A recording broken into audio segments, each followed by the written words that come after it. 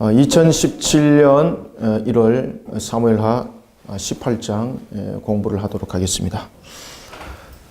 우리가 지난번에 봐왔던 것처럼 지난주도 그렇고 지지난주도 계속해서 우리에게 문제가 누구에게나 다 있다. 모든 사람들에게 문제들이 다 있다. 그러나 이 문제들을 신앙 밖에서 풀 것이 아니라 모든 문제들을 신앙 안에서 이 문제들을 확인하고 또 점검하는 그런 것을 습관처럼 여기는 우리 성도들이 되어야 되겠습니다. 오늘 본문 속에서도 이제 등장을 하는 것이 있는데, 다윗이 쫓김을 통해서 그가 참으로 정처 없이 길을 갈 때에 하나님께서 그에게 한 사람을 보내줍니다. 그가 바로 후세였습니다. 후세를 통해서 하나님께서는 다윗의 그 피할 길과 생명의 보존의 길들을 함께 열어주게 됩니다. 그때 다윗이 어떤 장소에 있었는지 성경은 우리에게 아주 중요한 내용들을 써내려가고 있었는데, 그것이 우리가 16장에서도 그 내용들이 나타났죠. 다윗이 맨발로 그가 참으로 쫓김을 당할 수밖에 없었던 그런 모습, 그런 속에 있을 때에 다윗이 15장 한번 보십시오. 15장 32절에 보면은 15장 32절에 다윗이 하나님을 경배하는 마루턱에 이를 때에 라고 말하고 있는 것입니다. 그러면은 하나님을 경배하는 마루턱이라는 것은 우리가 이제 감람산 꼭대기라고 말할 수도 있고, 역사적으로 장면을 말한다면은 이 속에서 우리가 읽을 수 있는 것은 다윗의 신앙의 자세라는 것을 우리가 볼 수가 있습니다. 그래서 31절에 보면은 사무엘하 15장 31절에 보면 어떤 사람이 다윗에게 아뢰되 압살롬과 함께 모반한 자들 가운데 아히도벨이 있나이다 하니 다윗이 이르되 여호와여 원하옵건대. 보십시오. 기도하지 않습니까? 하나님께 도움을 구하거든요. 그럼 문제를 어디로 끌고 들어옵니까? 문제를 지금 신앙 안으로 지금 가지고 들어오는 거예요. 지금 이 문제들을 여러분들이 아주 중요하게 얘기해야 되는데, 어떤 분들은 신앙과 삶을 왜 그렇게 너무 접목시키고 살려고 하느냐, 그렇게 하다 보니까 삶에 피폐해지고 힘들어지고 어려움이 생긴다고 말하는데, 그런 엉터리가 어디 있습니까? 우리의 삶이 신앙 가운데 열매를 맺는 것입니다. 우리의 삶이 곧 신앙입니다. 우리의 신앙이 곧 삶입니다. 그런데 이것은 이원화돼서 봐야 될 문제가 아닌 것입니다. 오늘도 여러분들 압살롬이 쫓김을 당하고 있습니다. 그 압살롬이 쫓김을 당하고 있는 것이 신앙과 무슨 관계가 있습니까? 그런데 오늘 본문에 보면은 15장 31절과 32절에 보면은 다윗의 기도하는 장면이 등장하죠. 여호와여 원하옵건대 아히도벨의 모략을 어리석게 하옵소서. 하나님께 도움을 구하잖아요. 그러니 그 다윗이 그가 이랬던 곳이 어디였더라? 여호와를 경배하는 마루턱이었더라. 이 여호와를 경배하는 마루턱이라는 단어를 쓴 것도 굉장히 의도적으로 쓴 것이죠. 그리고 여호와의 신앙 안에서 문제들을 다시 한번 더 돌이켜보고 하나님께 은혜를 구할 때에 하나님께서 32장 하반절에 누구를 보내줍니까? 이럴 때에 아렉 사람 후세가 옷을 찢고 흙을 머리에 덮어쓰고 다윗에게 오더라. 하나님께서 보내주시는 거죠. 하나님께서 보내주시는 거죠. 그래서 우리가 이러한 내용 속에서 우리가 15장 말미부터 16장, 17장, 그리고 18장까지, 19장까지 그 내용들이 계속해서 우리가 이어지는 것을 우리가 볼 수가 있습니다. 이러면서 이제 다윗을 회복시키는 거죠. 이렇게 회복을 받는 다윗, 그럼에도 불구하고 다윗에게 또한 완전함이 없습니다. 이것이 우리의 모습들입니다. 그러니 우리는 어떤 신앙을 행할 때도 항상 신앙 가운데서 우리를 되돌려보고, 우리를 십자가의 신앙으로 우리를 다시 한 번 더 되돌려보고, 사도 바울이 말했던 것처럼 나를 날마다 쳐서 십자가에 복종시키는 그런 우리 신앙들이 되어야 되는 것입니다.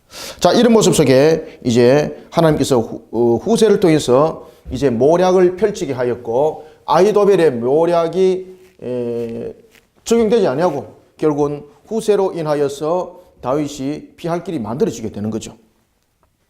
자, 이때에 그가 머물렀던 곳이 여러분들 어디입니까? 마하나임에 머물죠. 다윗이 마하나임에 머물게 됩니다. 마하나임도 여러분들이 참 역사적인 장소죠, 그죠? 마하나임이 등장하는 곳이 보면은 야곱이 자신의 고향으로 돌아올 때에 등장했던 장소, 하나님의 군대를 그가 만났던 장소, 그곳이 바로 마하나임이었습니다. 그가 그러한 마하나임에 머물러 있을 때였습니다. 이때에 그가 마하나임에서 하나의 성읍을 이루면서 그가 하나님께서 회복시킬 때를 기다리고 있을 때였습니다. 이때에 여러분들 하나님께서 어떻게 하시는가 보십시오. 그럼 여러분들 하나님께서 다윗을 통해서 어떻게 일하시는가를 보면은 우리가 삶이 여호와의 신앙으로 반드시 세워진 속에 달려가야 되는 것이 무엇인지를 답을 주고 있어요. 자, 보십시오. 다윗이 마하나임에 머물고 있습니다. 다윗은 쫓김을 당하고 있는 자예요. 실질적으로 여러분 실각당했습니다. 누가 그를 갖다가 챙기겠습니까? 그런데 오늘 본문에 보면은 18장 1절을 한번 여러분들이 먼저 우리 한번 읽어봅시다. 시작. 이에 다윗이 그와 함께한 백성을 찾아가서 천부장과 백부장을 그들 위에 세우고. 아멘. 자, 다윗이 이제 이러한 쫓김을 당했던 이 장소에서 마하나임에서 조직을 다시 재구성을 합니다. 그때에 여러분이 잘 아시는 것처럼 다윗은 이미 쫓김을 당하는 자였고 실각을 당했고, 그리고 이 부분적인 이런 반란이 아니라 이스라엘의 거의 모든 지파들이 압살롬을 따랐다고 여러분들 이렇게 보셔야 됩니다. 그런 속에 다윗을 떠나지 않았다는 것이 여러분들 얼마나 중요해요. 여러분들 하나님이 함께 묶는 거예요. 여러분들 그와 함께 한 백성이라는 거예요. 아시겠습니까? 그와 함께 한 백성. 마하나임에 있을 때에 그와 함께 한 백성이 있습니다. 그와 함께 한 백성. 이 사람들은 언제든지 떠날 수 있는 사람들이죠. 쉬운 예로 말입니다. 다윗과 함께 있어가지고 득되지 아니하는데 다윗과 함께 할 이유가 있습니까? 다윗과 함께 할 이유가 없는 거예요. 그런데 오늘 성경에서는 보면은 뭐라고 말하는가 하면은 그와 함께 한다는 거예요. 그와 함께. 그와 함께. 그러면 누가 그와 함께 하도록 그들을 붙들었다는 이야기입니까? 하나님께서, 성령께서. 아시겠습니까? 이 하나님 일하심이죠. 마하나임에서 이렇게 하나님께서 일하세요. 하나님 일하심. 다윗이 이곳에서 함께한 백성을 오늘 본문에 보면은 천부장과 백부장으로 나눴다라고 이렇게 말합니다. 천부장을 나누고, 그리고 그가 백부장을 나눴지만은 하나님께서 일하심을 통해서 그들을 붙들어 놓지 않으면은 하나님께서 붙드심이거든요. 하나님께서 붙들지 않으면은 절대 그들이 함께 하지 않습니다, 여러분들. 그러니 다윗이 마하나임에서 흔들리지 아니하고 마치 아둘람 같은 그런 느낌을 많이 받죠. 아둘람이 있을 때 하나님께서 다윗에게 군사들을 보내주죠. 300명을 보내주고, 그래서 600명의 군사들이 아둘람을 통해서 그 중심 세력을 형성하게 되는 거죠. 뿐만 아니라 헤브론을 통해서도 여러분들 보십시오. 그러니 하나님께서 세운 자는 하나님이 일하시는데, 하나님께서 세운 자의 모습은 여호와의 신앙입니다. 여러분 아시겠습니까? 하나님의 신앙, 여호와의 신앙. 여호와의 신앙으로 세워진 자를 하나님께서 일하시는 거예요. 이 마하나임에 다윗이 머물러 있을 때. 그래서 하나님이 그와 함께한 백성 흩어보내지 아니고 하나님께서 그들을 붙드신 거예요. 여호와의 신앙으로 세워진 다윗, 하나님께서 마하나임에서 일합니다. 그가 머물러 것으로 끝난 것이 아니라, 그러면서 하나님께서 1차적으로 자신과 함께한 자들을 붙드십니다. 그리고 그가 백성들을 조직을 구축을 하죠. 천부장을 세우고 백부장을 세우고, 그러면서 다시 조직을 구성하면서 그가 군대를 세 등분을 합니다. 한 군대는 요압이 3분의 1을 이끌어가고, 또 한 부대는 아비새가 3분의 1을 이끌어가고, 또 한 부대는 이때가 3분의 1을 이끌어서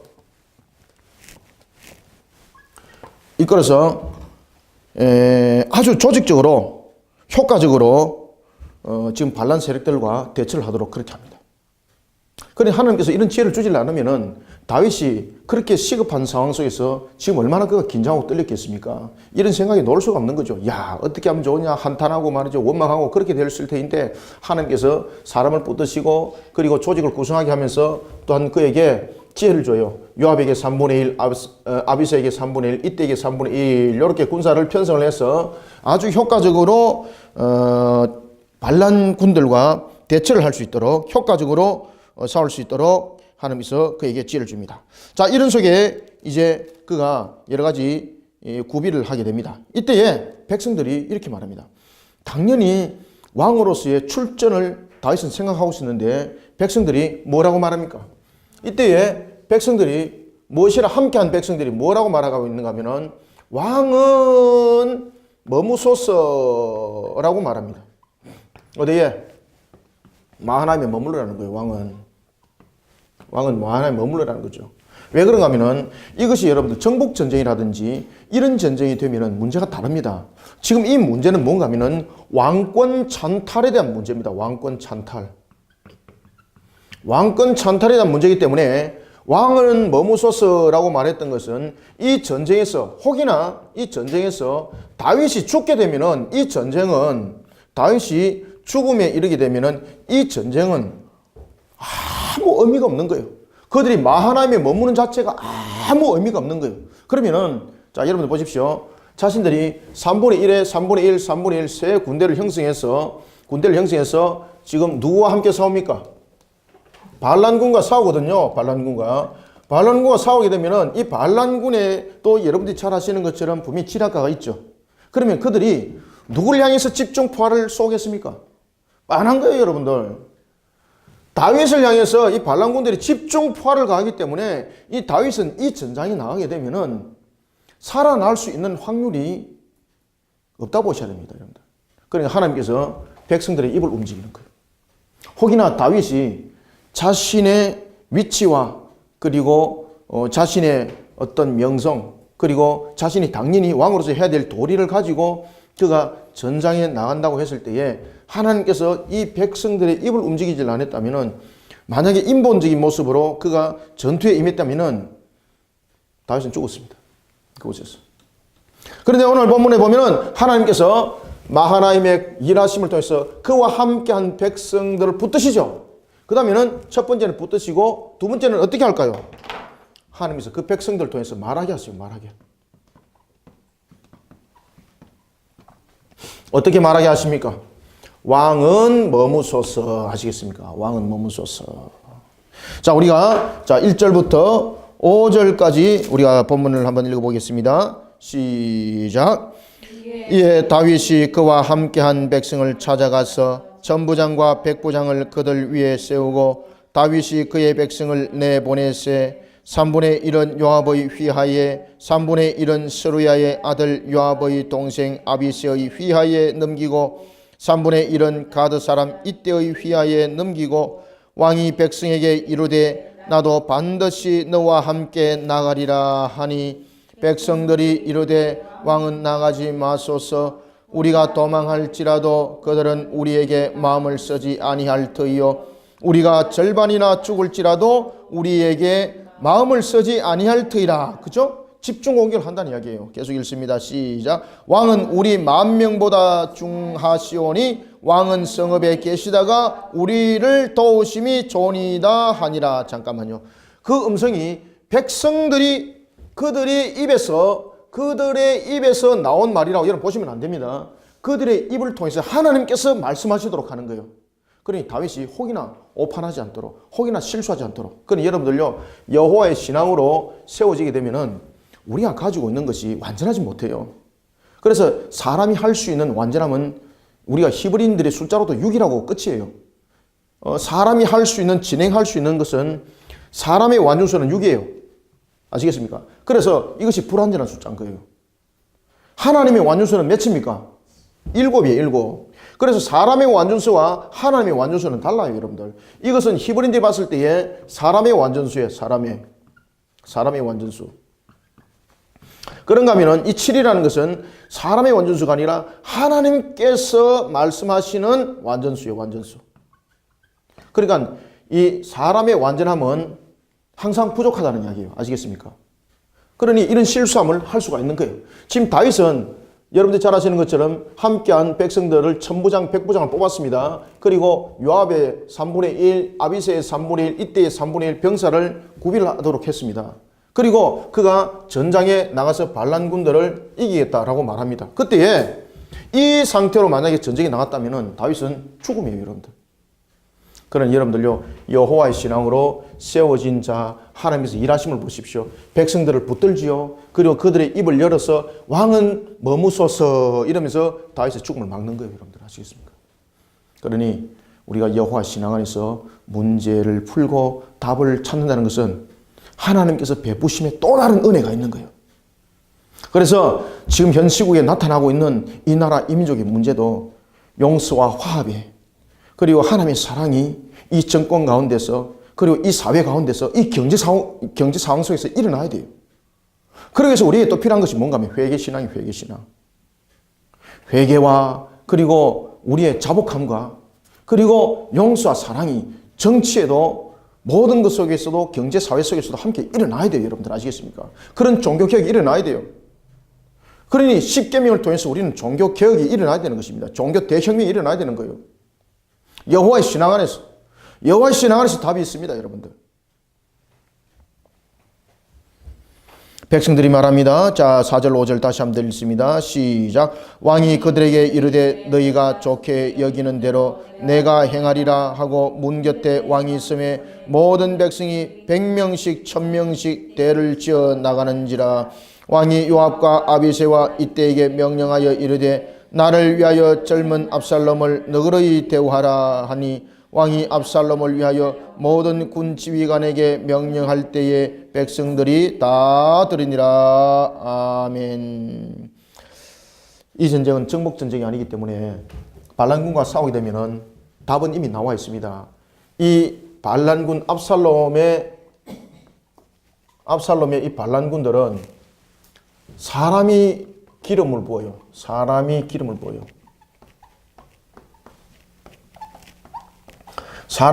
부어서 세운 그들 나름대로 또 묘작가, 전략가들이 있을 겁니다. 그 반란군들이 여러분들 누구를 상대로 싸우겠습니까? 다윗을 집중적으로 공격한다니까요. 다윗을 모르는 사람 어디에 있어요? 다윗을 집중적으로 공격하기 때문에 다윗이 견딜 수가 없는 거예요. 그러니 하나님께서 다윗의 어리석은 행동을 붙드는 거예요. 다윗은 지금 전장에 나가려고 준비를 하고 있는데 하나님께서 함께한 백성들의 입을 열어서 처음에는 그들을 붙드시고 두 번째는 입을 열어서 말하게 하시는데 왕은 머무소서. 아시겠습니까? 이런 은혜가 임하는 거예요. 그러니까 그 속에 우리의 육이라는 완전함이 안 나타나잖아요. 다윗은 이런 육이라는 불완전한 완전함을 가지고 그런 일을 했습니다. 그죠? 여기까지는 여러분 다윗이 참으로 말 그대로 완전함에 구축을 했다고 볼 수 있는 거죠. 그럼에도 불구하고 이거는 사람의 완전함이요. 사람의 완전함. 이 숫자가 6이라는 거죠. 그러니까 하나님의 완전함이라는 것이 이 속에 함께 있는 거예요. 말하게 하소서. 그러면서 왕을 머물게 하는 겁니다. 그래서 여기서 7이라는 하나님의 완전함이 이 속에서 이루어지는 겁니다. 하나님의 완전함. 여호와 신앙. 하나님 일하십니다. 여러분들. 자, 이런 속에 그가 자신의 아들 압살롬을 너그러이 환대해 주기를 바라고 있습니다. 자신의 아들을 향하여서 자신이 원수를 삼는 것이 아니라 그를 회개시켜서 회복을 사실은 다윗은 원했던 거죠. 그러나 오늘 이제 본문 속에서 나타나는 것들이 보면은 이 속에도 또 다른 자신들의 야망이 있고요. 또 다른 자신들의 어떤 계략들이 이 속에 펼쳐지는 것을 볼 수가 있는데 그 대표적인 한 사람이 여러분 요압입니다. 자, 요압이 문제들을 어떻게 풀어나가는가 한번 보십시오. 다윗이 지금 우리나라도 보면 여러분들 그 정권의 실세니 비세니 이런 이야기를 하지 않습니까? 요압이 이 정권의 실세 비세라고 보시면 됩니다. 여러분들. 아주 여러분들 막강하죠. 그러니 나중에 이 압살롬을 요압이 오늘 성경에도 보면 나타납니다.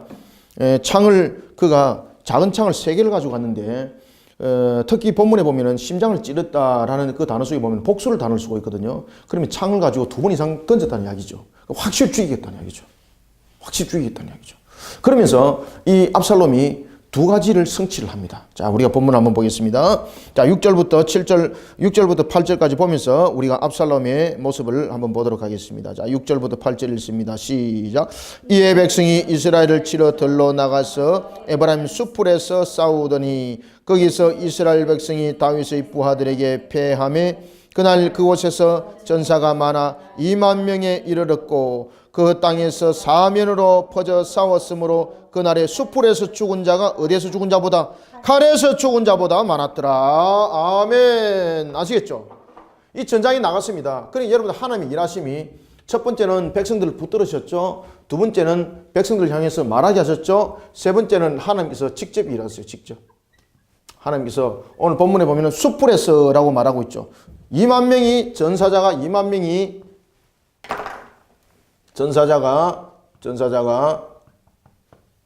2만 명인데 이 2만 명이 칼에서 죽은 숫자보다 수풀에서 죽은 숫자가 더 많더라. 칼에서 죽은 숫자보다 수풀에서 죽은 숫자가 더 많더라. 그러면은 이 그들의 죽음은 마치 여러분들이 잘 아시는 것처럼 히스기야 시대 때에 아수르의 18만이 넘는 그 군사들이 한날 그냥 형장에 이슬 사라지듯이 그냥 그들이 쓰러져 버리고 죽음으로 모든 것이 끝나버렸던 것처럼. 뿐만 아니라 여러분들이 잘 아시는 에베네셀의 역사, 그죠? 사무엘이 있을 때에 하나님께서 그 블레셋을 완전히 막 그냥 썰어버리지 않습니까? 그때에 그들 속에 나타났던 모습들. 그러면 우리가 이런 여러 가지 모습들을 바라보면서 우리가 깨달아야 될 것은 하나님의 일하심은 사람들이 말하는 측면에서 기묘하다. 이거는 있을 수 없는 일이다. 기적이다. 말하지만은 하나님은 그것을 일상적으로 일하시는 거지요. 그래서 성경이 이렇게 말합니다. 야, 이 어찌된 판인지 칼에 의해서 전쟁에 죽은 것이 아니라 수풀에 의해서 죽은 것이 더 많더라. 그러니까 하나님께서 자연적인 현상을 통해서 어떤 늪을 만들고 어떤 환경들을 통해서 이들을 거둬가 버리는 거예요. 오늘 본문에 그 이야기를 하고 있는 것입니다. 그래서 하나님께서 세 번째는, 첫 번째는 붙드셔서 일하시고, 두 번째는 말씀하셔서 일하게 하시고, 세 번째는 하나님께서 직접 군대 장관이 되어주세요. 아시겠습니까? 하나님께서 직접 군대 장관이 되어주십니다. 하나님께서 직접 군대 장관이 되어주셔가지고 수풀에서라는 것은 그 내용들을 함께 우리가 엮어가고 있다라고 우리가 볼 수가 있겠습니다. 8절 보십시오. 그 땅에서 사면에서 퍼져 싸웠으므로 에브라임 수풀에서 싸웠죠. 에브라임 수풀에서 싸웠는데 이게 참 귀한 것은 칼에 의해서 죽은 것보다도 어디에서 의해서 죽은 것이 많더라. 2만 명이 죽었는데 전사자가 있었는데 이스라엘 백성들이 죽었는데 다윗의 부하들에게 패했는데 아시겠습니까? 그러면은 여러분들 이것이 어떤 자연적인 현상을 통해서 그들이 죽었다 그러면은 이 수풀에 누가 함께 죽어야 되는 것입니까? 함께 싸웠던 자들이 죽어야 되잖아요. 그러면은 다윗의 진영과 그리고 압살롬의 진영에 있는 이들이 함께 어떤 자연적인 현상 속에서 수풀에서 이들이 죽었다 그러면은 이거는 진짜로 말 그대로 자연적인 현상이라고 볼 수가 있는 것이고 어떻게 보면 전체를 향한 재앙이라고 볼 수가 있는 거죠. 그리고 전체를 향한 징계라고 볼 수 있는 거죠. 그런데 하나님께서 이 수풀에서 죽음을 이야기를 할 때에 이 다윗의 군사들에 관해서 이야기를 하지 않고 압살롬을 따랐던 반군의 세력들 그들에게 죽음을 이야기를 하고 있는 거예요. 아시겠습니까? 이 하나님 일하심이 아니고는 우리가 무엇으로도 해석할 수 없는 거예요. 그러니 하나님의 일하심은 바로 여호와 신앙 가운데 세워져 그가 만하임에 머물고 있을 때에 하나님은 첫 번째 그들과 함께 하도록 백성을 붙드셨고 두 번째는 다윗으로 하여금 완전한 수, 사람의 생각으로 인한 완전한 방법을 꺾으시고 하나님에 의한 완전함으로 다윗을 생명을 보존하게 하는 거예요. 왕이 머무소서. 그 다음에 세 번째는 수풀의 전투를 통해서 오늘 본문에도 그 이야기를 하지 않습니까? 에브라임 수풀에서 그들이 전투를 벌리는데 다윗의 군대는 그대로 보존을 하는데 압살롬의 군대들이 2만이 죽었더라. 그런데 2만 명이 죽었는데 이 속에서 2만이 죽은 것이 칼에 의해서 죽은 것보다도 어디에서? 그렇죠. 수풀에 의해서 죽은 것이 그 수가 더 많더라. 하나님께서 군대 장관이 되어주시는 거예요. 오늘도 여러분들의 환경 속에 여러분들의 문제점 속에 하나님이 군대 장관이 되어주셔가지고 그 문제 수풀에서 죽었더라처럼 하나님께서 그 모든 것들을 물리친 줄 믿으시길 바랍니다. 그런 여러분들 신앙 가운데 우리가 문제들을 풀어나가는 것이 정답인 거예요. 신앙은 우리의 삶이에요. 하나님께서 우리를 통해서 언약을 이룰 때에 우리의 삶을 통해서 언약을 이루어 가십니다. 오늘도 살아계신 하나님의 이 말씀 가운데 우리가 이것을 반드시 믿으시고 여호와의 신앙은 종교 행위가 아닙니다. 우리의 삶입니다. 우리의 인생입니다. 우리의 전부입니다. 그러니 하나님을 향한 신앙을 잃어버리는 자는 자신의 인생을 전부를 잃어버리는 거예요. 여러분들 아시겠습니까? 자신의 전 인생을 잃어버리는 거예요. 자신의 삶을 전부 다 잃어버리는 거예요. 그러니까 그런 어리석은 짓을 왜 하느냐 말이에요. 압살롬이 호미백산합니다. 압살롬은 이 전쟁에서 질이라고 예상도 못했습니다. 왜? 자신이 거느렸던 군사들은 이스라엘의 지파의 연합군이고 다윗을 따랐던 자들은 소수였습니다. 그런데 이 전투에서 상상하지 못하는 일들이 일어납니다. 압살롬은 아히도벨의 계략을 따르지 아니하고 하나님께서 모략을 펼치게 했던 후세의 견해를 따라서 전장에 그가 참여를 하죠. 그러면서 그가 이제 승리를 쟁취하고 자신의 명예를 더 높이고 자신이 이스라엘의 진정한 왕이라는 것을 이제 공부를 하려고 하고 있는데 이 전장에서 풍지박산 나버린 겁니다. 이거 압살롬이 도망가기 시작합니다. 자, 여러분들 9절부터 15절까지 한번 읽겠습니다. 시작. 압살롬이 다윗의 부하들과 마주치니라.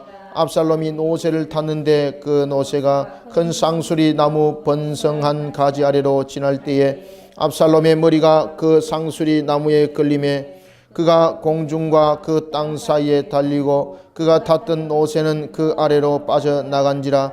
한 사람이 보고 요압에게 알려 이르되 내가 보니 압살롬이 쌍수리 나무에 달렸더이다 하니 요압이 그 알린 사람에게 이르되 네가 보고 어찌하여 당장에 쳐서 땅에 떨어뜨리지 아니하였느냐.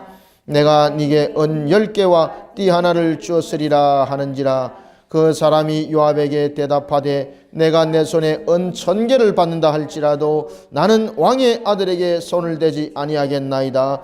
우리가 들었거니와 왕이 당신과 아비새와 이때에게 명령하여 이르시기를 삼가 누구든지 젊은 압살롬을 해하지 말라 하셨나이다. 아무 일도 왕 앞에는 숨길 수 없나니 내가 만일 거역하여 그의 생명을 해하였더라면 당신도 나를 대적하였으리다 하니 요압이 이르되 나는 너와 같이 지체할 수 없다 하고 손에 작은 창 셋을 가지고 가서 쌍수리 나무 가운데서 아직 살아있는 압살롬의 심장을 찌르니 요압의 무기를 든 청년 10명이 압살롬을 애워싸고 쳐 죽이니라. 아멘.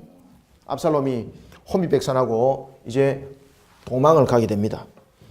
거기서 질이라고는 꿈에도 생각하지 못했던 압살롬. 그런데 숯불에서 하나님의 군대가 그들을 물리쳐버립니다. 완전 초토화돼 버립니다. 그러니 혼비백산합니다. 그가 오늘 본문에도 보면은 노새를 타고 도망가는데 노새는 여러분들이 잘 아시는 것처럼 당시에 왕족들이 주로 탔던 거죠. 열왕기 상 1장에 잘 나타나죠. 열왕기 상에 보면은 왕족들이라든지 특히 그 왕족들이 타고 다녔던 것이 이제 노새인데, 그런데 한편에서는 여러분들 보면은 이 노새는요 미련하고 어떻게 보면은 불순종의 대명사라 볼 수 있습니다. 아시겠습니까?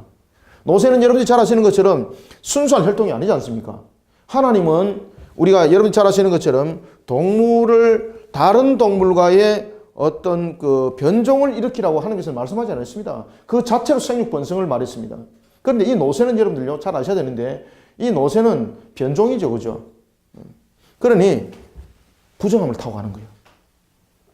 자신이 권세 위에 올라 있지만은 자신이 그 권위라고 말하고 있지만은 그것은 부정함 위에 올라가 있는 거예요. 그래서 오늘 본문에도 보면은 그가 무엇을 타고 지금 도망간다고 말하고 있습니까? 그가 노새를 탔더라. 노새는 여러분들 잘 아시는 것처럼 힘도 있잖아, 그죠? 힘도 있고. 그런데 이 노새를 탔다는 것은 어떤 의미를 우리에게 주고 있는가 하면은 그가 명예 위에 세워져 있는 자지만은 그가 권세 위에 세워져 있는 자지만은 부정함 위에 세워진 자라는 겁니다. 하나님이 인정치 않는다는 거예요. 그런 그가 달려가다가 어디에 그 머리가 걸립니까? 상수리? 그렇죠.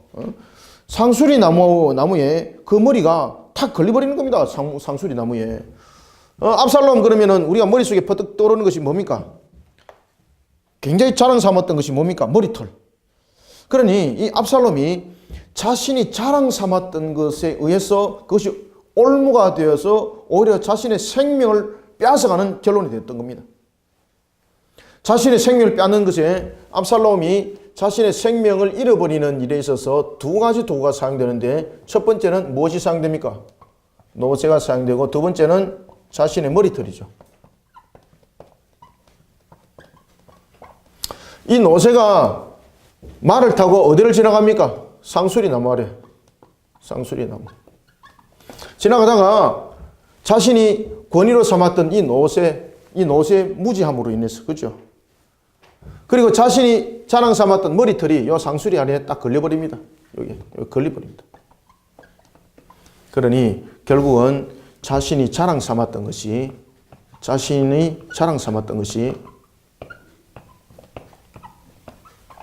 자랑 삼은 것이 결국은 무엇이 됐습니까? 올무가 되는 겁니다. 올무가 되어서 스스로 그 속에 빠져버리게 되고 결국은 이것이 자신의 죽음으로까지 그 모습을 만들어가는 것을 우리가 볼 수가 있겠습니다. 이때에 다윗의 부하 가운데 한 명이 이 압살롬이 상수리 나무 아래 걸리가 있는 것을 본 겁니다. 대롱대롱 매달려가지고 그 헤어나질 못하는 거예요. 그때에 그가 요압에게 이렇게 말합니다. 내가 보니까 압살롬이 지금 상수리 나무에 지금 달려 있습니다. 라고 말하니까 요압이 뭐라고 말합니까? 너는 어찌 그것을 보고도 당장 쳐 죽이지 않는가? 네가 만약에 그거를 쳐 죽였으면 내가 무엇을 줄 것이다? 그렇죠.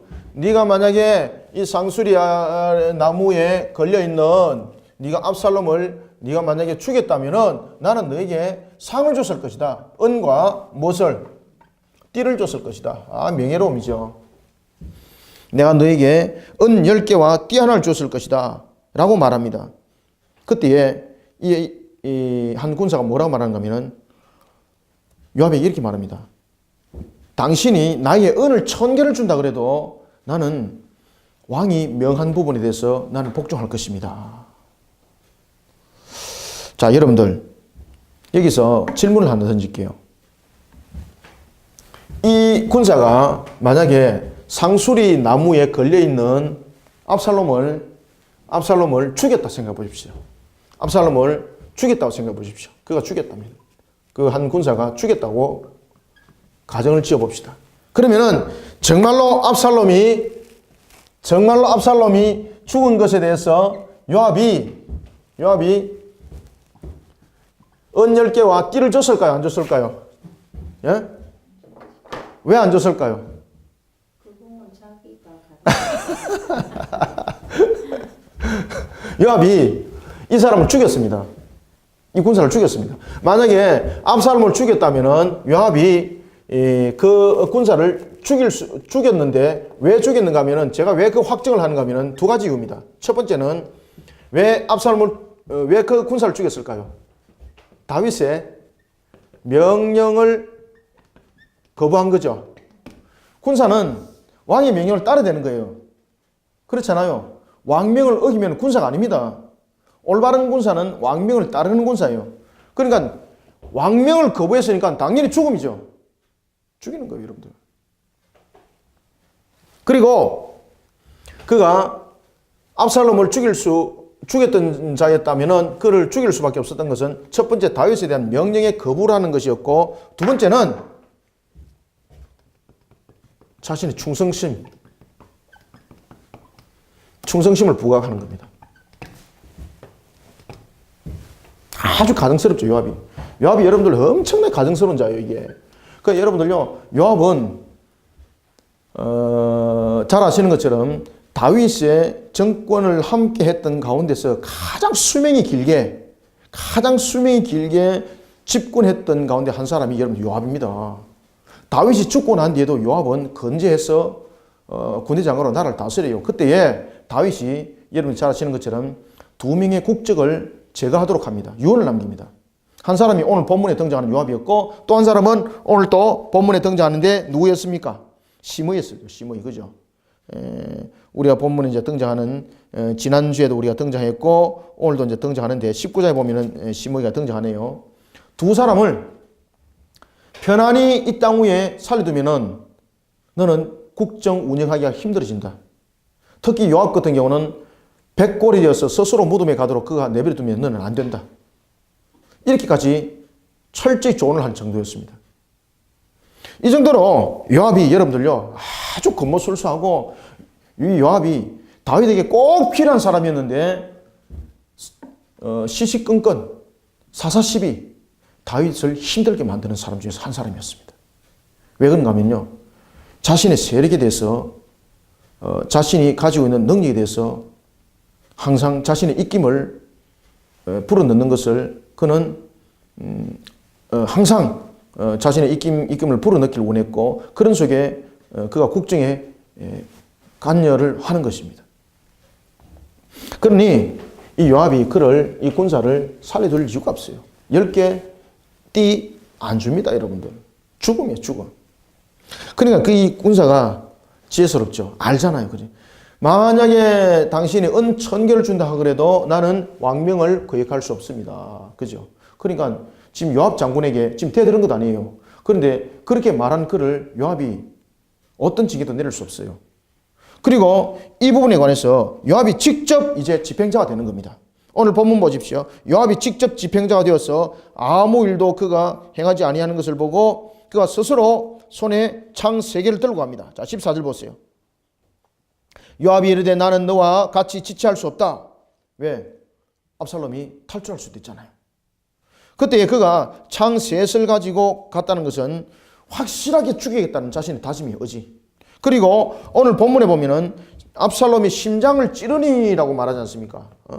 찌르니. 여기서 찌르니는 한글 성경에서는 마치 이것이 그냥 찌른다라는 것이 원래 그 단수적인 측면에서 단회적인 것을 마치 우리에게 보고 있는데, 그런데 이 원어 성경에는 무엇을 쓰고 있을까요, 여러분들요? 복수를 쓰고 있어요. 복수를 쓰고 있어요. 그러면은 그가 압살롬을 향해서 단회적으로 창을 던져서 그리고 창을 들고 그 압살롬의 심장을 찌른 것이 아니라 반복적 또는 한 개 이상을, 복수를 썼다는 것은 2개 이상이죠. 그죠? 2개 이상의 창을 그에게 던졌다는 이야기예요. 그냥 반복적으로 찌르든지 아니면 2개 이상의 창을 던지든지 그런 것을 통해서 찌르더니 확실히 죽음을 확인했다는 이야기예요. 죽었는지 안 죽었는지까지 직접 여러분들 그의 죽음을 직접 찌르서까지 확인했다는 거예요. 오늘 본문에 보면 14절에 그렇게 말합니다. 요압이 이르되 나는 너와 같이 지체할 수 없다 하고 손에 창 3을 가지고 가서 상수리 나무 가운데서 아직 살아있는 압살롬의 심장을 찌르니 요압의 무기든 청년 10명이 와서 압살롬을 에워싸서 쳐 죽이더라. 그죠? 죽음이 끊어진 순간까지 처절하게 그리고 확실하게 죽였다는 사실을 강조하고 있습니다. 찌르더니 3인칭 복수를 쓰고 있죠.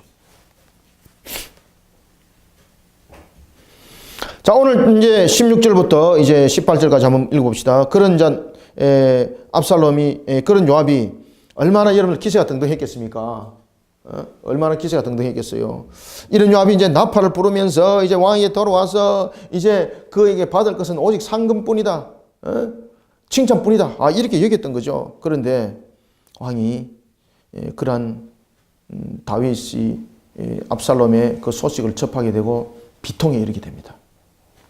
자, 다윗이 기다리고 있는 이 마하나임을 향해서 그냥 갈 수가 없으니까 요압도 이미 자신이 왕명을 어겼다는 것을 알고 있고, 그리고 그 압살롬을 죽인 것이 자기잖아요. 그랬을 때 이것을 희석을 시켜야 되겠는데 이것을 잘못하게 되면 이게 또 다른 하나의 문제를 일으키게 되는데, 그런 측면에서 요압이 하나의 꾀를 내게 되는데 그것이 전령을 보내는 것이었습니다. 먼저 자신들이 먼저 가는 것이 아니라 전령을 먼저 보내어서 왕의 마음을 먼저 다잡도록 만드는 것이었습니다. 자, 먼저 우리가 그런 과정 속에 먼저 한 과정이 있었습니다. 압살롬이 어떤 자인가를 성경 다시 한 번 더 조명해 줍니다. 16절부터 18절 읽어봅니다. 시작.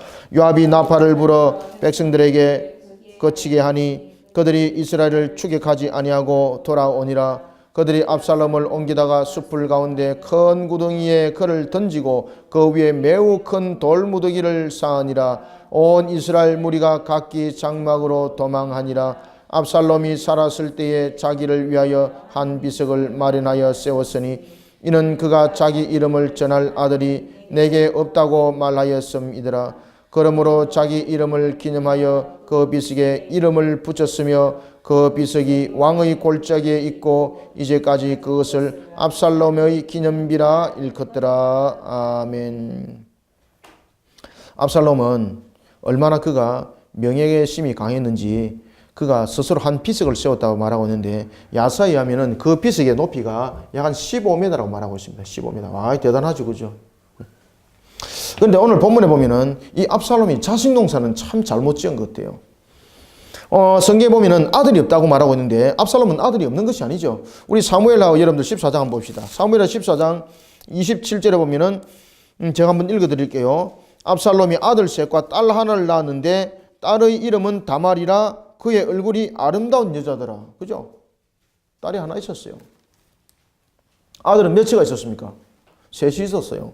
그런데 여기서 아들이 없다라고 그가 비탄해하는 것은 두 가지 이유입니다. 첫 번째는 이 세 아들들이 어려서 일찍 그들이 어려서 죽었거나 아니면은 이 아들들이 아주 무능하다고 볼 수가 있는 거예요.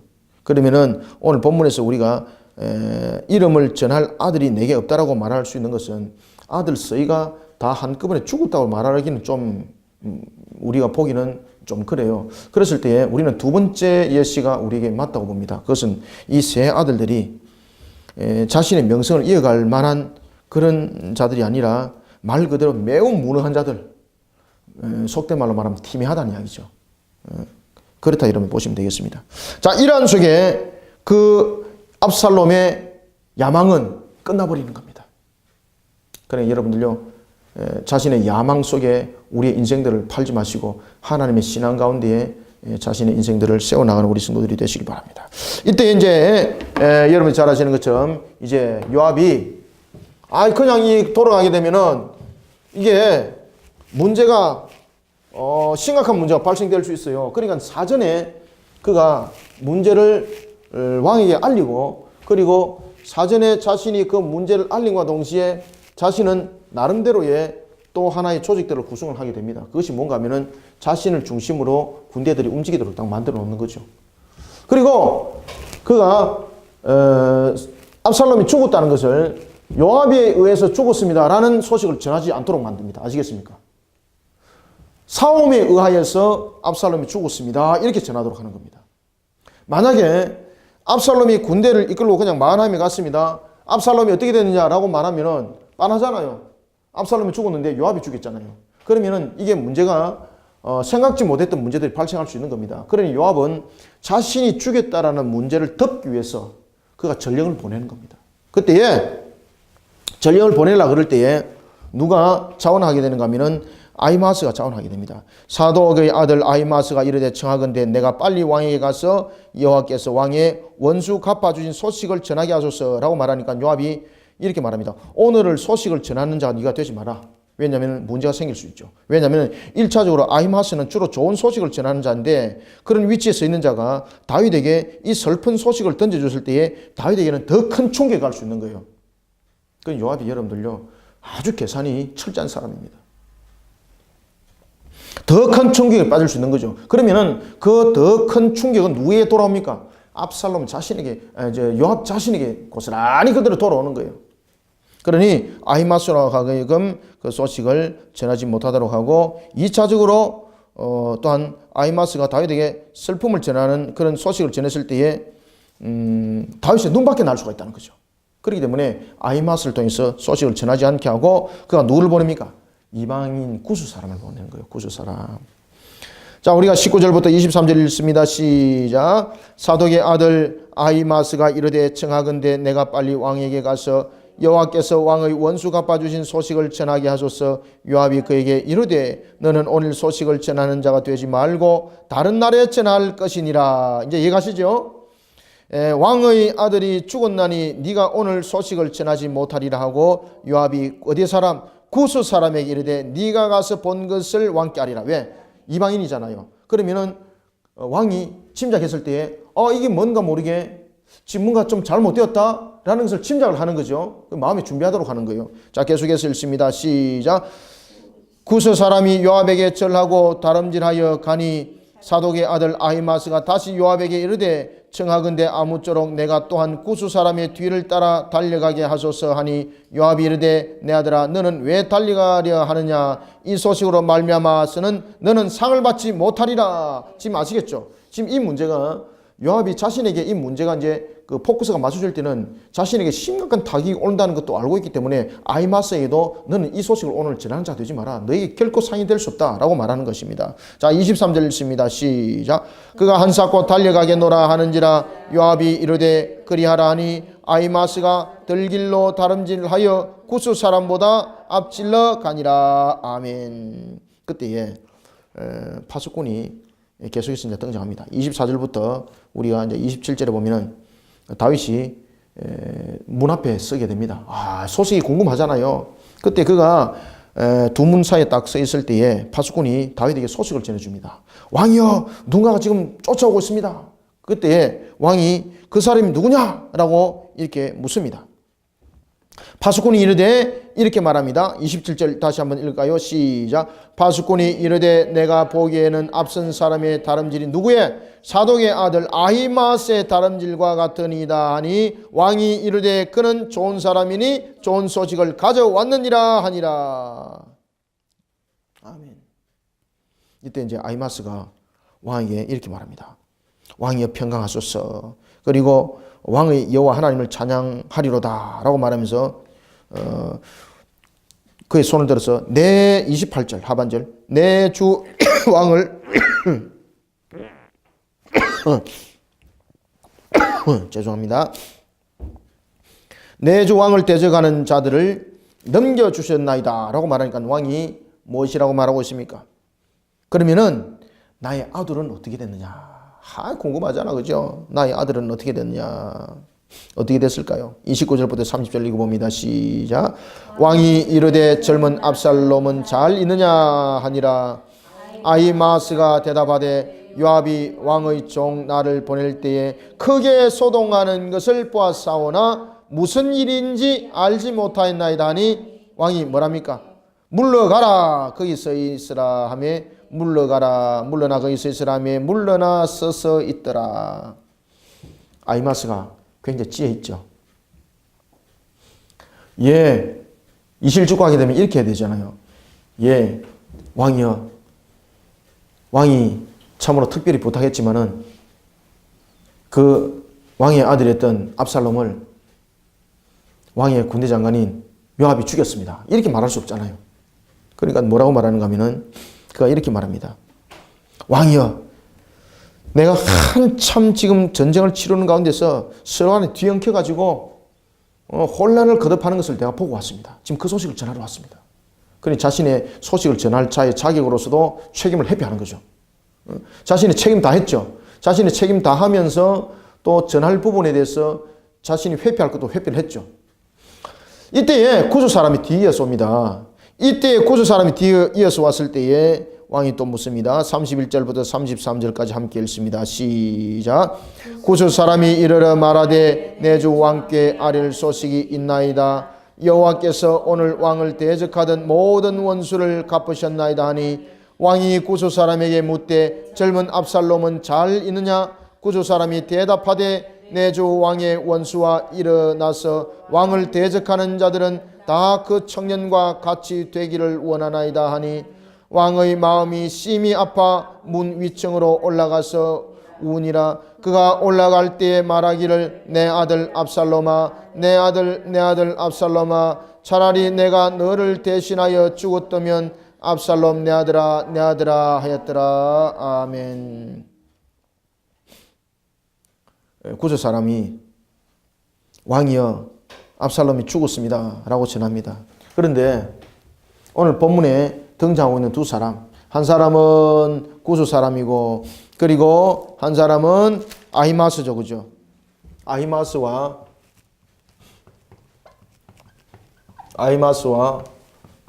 구주 사람이 두 사람 다 전령으로서 소식을 전했습니다. 그런데 이 두 사람 다 전령으로서 소식을 전할 때에 모든 것은 여러분 요압과 관계된 것이었습니다.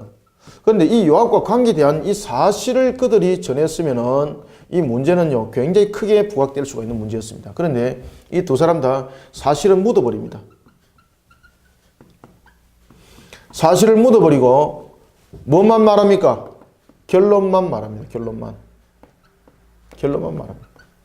결론이 무엇이었습니까? 압살롬 죽었더라.